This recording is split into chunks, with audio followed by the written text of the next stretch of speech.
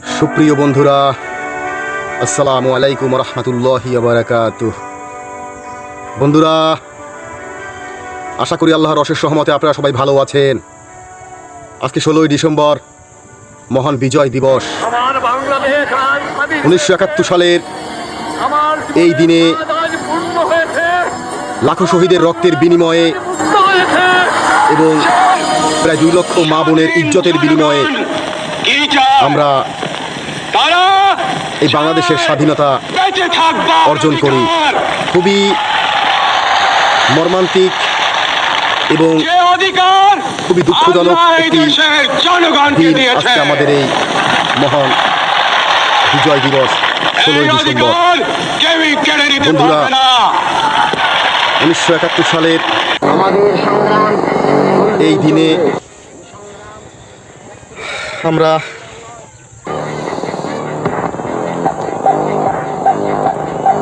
অনেক তাজা রক্তের বিনিময়ে, অনেক মা বোনদের ইজ্জতের বিনিময়ে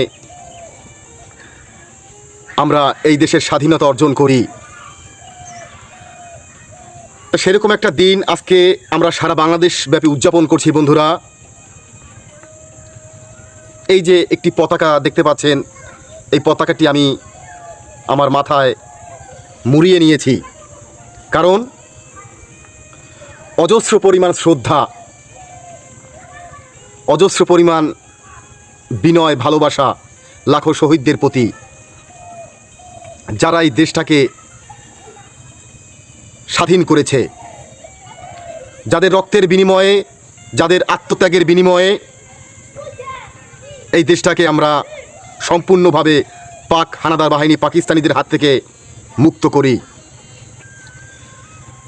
অনেক স্মৃতি, অনেক বেদনা, অনেক মর্মান্তিক ঘটনা 1971 সালের 16ই ডিসেম্বরে ঘটেছে। আমি তো চোখে দেখি নাই, যাদের বয়স কম অনেকেই দেখে নাই, দেখেছে আমার বাবা বা আমার দাদা বা তার দাদা। তো অত্যন্ত গভীর দুঃখের সাথে জানাচ্ছি বন্ধুরা, ওই সেই 1971 থেকে যুদ্ধ করতে করতে আজকে আমরা এই দেশটাকে স্বাধীন রূপে, স্বাধীনভাবে আমরা অর্জন করেছি। কিন্তু সত্যিকার অর্থে বন্ধুরা, এই যে আমি পতাকাটি মাথায় জড়িয়েছি, মাথায় নিয়েছি, সত্যিকার অর্থে এই বাংলাদেশকে আমরা একদম সম্পূর্ণভাবে, সম্পূর্ণরূপে আমরা কি স্বাধীন করতে পেরেছি? আপনাদের কাছে প্রশ্ন রেখে গেলাম। এই ওদেরকে একটু চুপ করতে বলো, একটু কথা বলতেছি তো। এই স্টপ, বললো না, এখানে এসে বসো, এখানে এসে বসো, এখানে এসে বসো, কোনো কথা বলবা না, অনেক গুরুত্বপূর্ণ কথা চলতে আছে, ক্যামেরা ওপেন, বন্ধুরা আছে লাইনে, বোঝো না, কথা বললো না, এখানে এসে লাগে বসো, কথা বললো না, ঠিক আছে? এখন বিষয়টা হচ্ছে বন্ধুরা, আমি যে এই যে শহীদ মিনারে বসে আছি, জুতা খুলে আমি শহীদ মিনারে উঠেছি, মাথায় পতাকা বেঁধেছি। এই দেশটাকে আমরা স্বাধীন করেছি লাখো শহীদের রক্তের বিনিময়ে, এই বুকের তাজা রক্তের বিনিময়ে আমরা এই দেশটাকে স্বাধীন করেছি। এদিকে আসো, এখানে বসো, এখানে আসো, এখানে বসো, এদিকে আসো বাবু, তোমরাই তো আগামীর ভবিষ্যৎ, বোঝো নাই? আগামীতে তোমরা যুদ্ধ করবে এই দেশে, এই পেশে আও, এই পেশে আও। খালি লাফাইলে কাজ হবে, খেলাধুলা করলে কাজ হবে না, এগুলো বোঝার চেষ্টা করো। খুব কঠিন জামানায় আছো। জুতা খুললে ওঠো তো, জুতা খুললে ওঠো। দেখতে পাচ্ছেন বন্ধুরা, অনেক শিশু, নাবালক বাচ্চারা এসেছে, ক্যামেরা ওপেন করেছি, কথা বলছি, দেখতে এসেছে। এরা তো আসলে নাবালক শিশু, কাছে আসো, এরা তো বোঝে না আসলে 16ই ডিসেম্বর কি, মহান বিজয় দিবস কি। কিন্তু বুকের তাজা রক্তের বিনিময়ে এই দেশটাকে আমরা অর্জন করেছি। বর্তমানে কি এই দেশে আমরা স্বাধীনভাবে বসবাস করতে পারছি? আপনাদের কাছে প্রশ্ন রেখে গেলাম বন্ধুরা। এর একটা এক্সাম্পল কি, কেন বলেছি এই কথাটা? আমরা তো এই দেশটাকে স্বাধীনভাবে অর্জন করেছি স্বাধীনভাবে কথা বলার জন্য, স্বাধীনভাবে চলাচল করার জন্য। কিন্তু কই কই সেই স্বাধীনতা গেল? কই সেই স্বাধীনতা? কেন কথাটা বলছি জানেন? এই যে উসমান হাদি 2, 4, 5, 10টা সত্য কথা বলেছে, সত্য কথা বলার কারণে তাকে গুলি করেছে। আঙ্কেল, ওই গাড়িতে একটা পিস্তল আছে, একটা ব্যাগে একটা পিস্তল আছে, একটা পিস্তল দেন তো, পিস্তলটা ওই ব্যাগের ভিতরে দেন, তার পিস্তল আছে, ব্যাগটা টান দেন, একটু তাড়াতাড়ি দেন।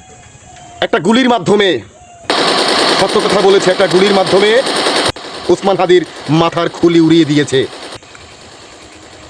বুঝতে পেরেছেন কোথায় গেল স্বাধীনতা?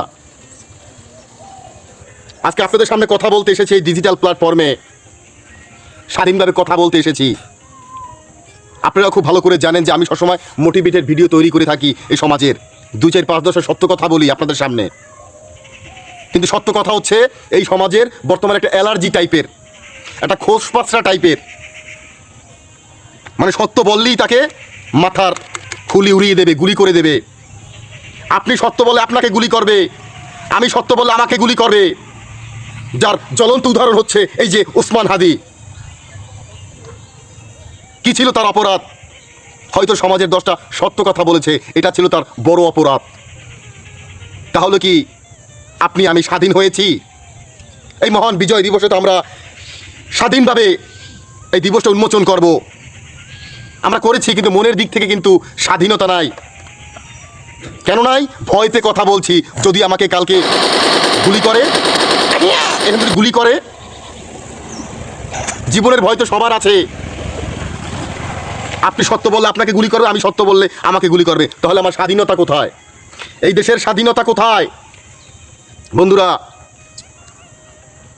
আপনাদের কাছে প্রশ্ন রেখে গেলাম,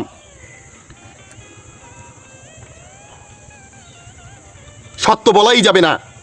অন্য দেশের দালালি করব, অন্য দেশের কথা শুনবো, তাহলে আমি ঠিক। আর এই দেশের মাটিতে জন্ম হয়ে এই দেশের পক্ষে কথা বলবো, তাহলে আমি শত্রু, আমাকে গুলি করবে। বিষয়টা বুঝতে পেরেছেন? সত্য কথা কারো গায়ে হয় না।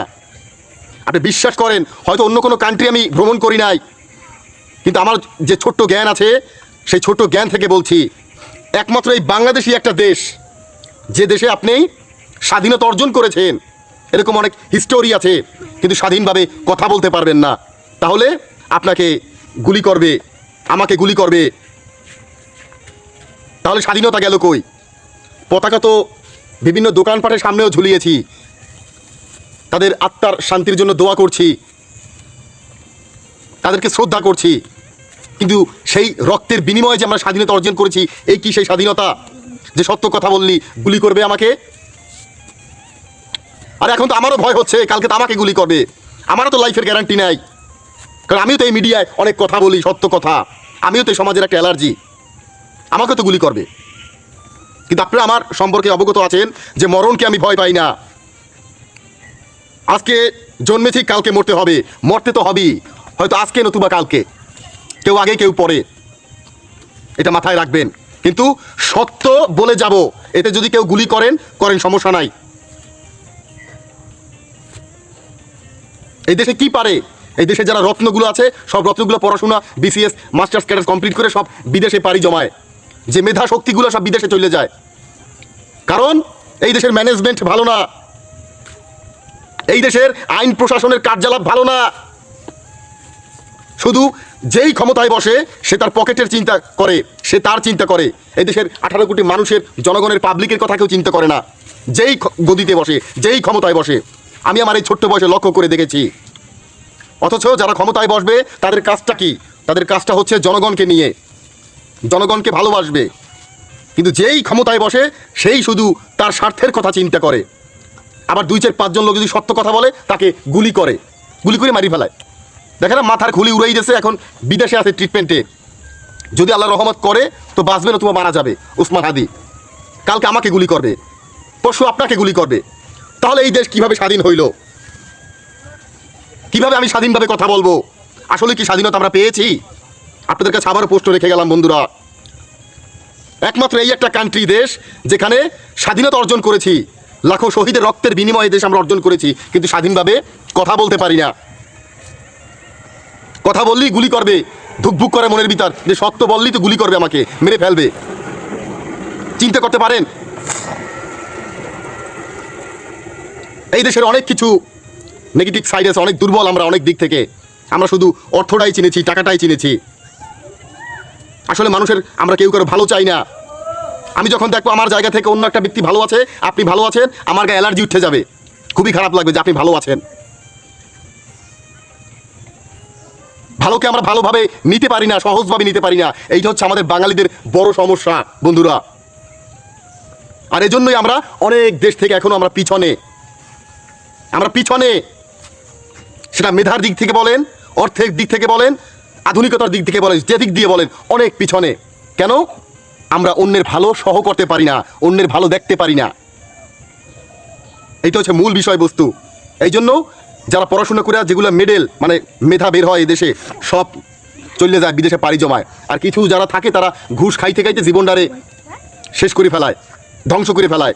শুধু অর্থ চেনে সবাই, অর্থ টাকা, কিন্তু কেউ পাবলিকের কথা চিন্তা করে, জনসাধারণের কথা চিন্তা করে কেউ গদিতে বসে না। সবাই যার যা চিন্তা করে। এই তো সত্য কথা আরেকটা বলেছি, কালকে আমাকে গুলি করবেন, করেন গুলি, মরে যামু, পরে তো আপনারও মরতে হবে একদিন। আপনিও যদি আমাকে গুলি করেন, আপনারও অন্যের হাতে গুলি খেয়েই মরতে হবে। বিষয়টা এমন যে যতদূর পানিতে নামবে তার ততদূর ভিজতে হবে। আর এখন পর্যন্ত আমরা এই বাংলাদেশের বর্ডার সীমানা দিতে পারি নাই। গুলি করিয়া ইন্ডিয়া চলে যায় পলাইয়া, বর্ডার দিয়ে পলাইয়া চলে যায়। কেন বর্ডারকে একটা ব্যারিকেড দেওয়া যায় না? এটা দেয়াল দিয়ে তারগুলো দিয়ে সুন্দরভাবে একটা সুন্দর সিস্টেম করে বেড়া দেওয়া যায় না? এক দেশ থেকে আরেক দেশে এত সহজে কিভাবে পাড়ি জমায়? অর্থ সম্পদ টাকা পয়সা লুট করে কিভাবে আরেকটা দেশে সহজে চলে যায় পাসপোর্ট ভিসা ছাড়া? কিভাবে সম্ভব? এটা দেখেছি একমাত্র এই বাংলাদেশেই সম্ভব, খুব সহজে। হাদিকে গুলি করেছে, সে ইন্ডিয়া পগার পার চলে গেছে, ইন্ডিয়া যে এবার সেলফি দেয়। চিন্তা করেছেন? একটা মায়ের বুক খালি করে ফেলেছে। এটা ভাবা যায়? এই স্বাধীন দেশে আজকে 16ই ডিসেম্বর, মহান বিজয় দিবস। এই দিবসে এই ধরনের কথা আসলে আমি আমার মুখ থেকে বলতে চাই নাই, কিন্তু চলে এসেছে। কারণ আমিও তো কন্টেন্ট ক্রিয়েটর, সত্য কথা বলি এই ডিজিটাল প্ল্যাটফর্মে। কালকে তো আমাকে গুলি করবে, কিন্তু আমি মরণে ভয় পাই না। গুলি মরমু, সমস্যা কি? সত্য বলে বলেছি, বাঁচলে একদিন বাঘের মতো বাঁচবো, বিড়ির বেশে বাঁচবো।